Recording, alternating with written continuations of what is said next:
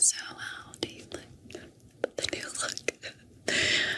Maybe I should show you my little outfit first. I think this outfit's super cute.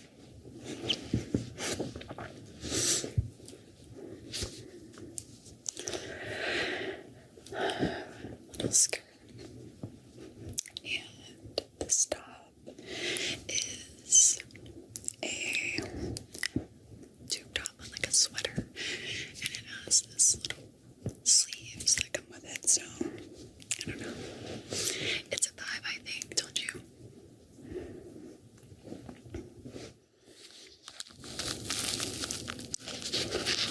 It's right there, okay. Okay, so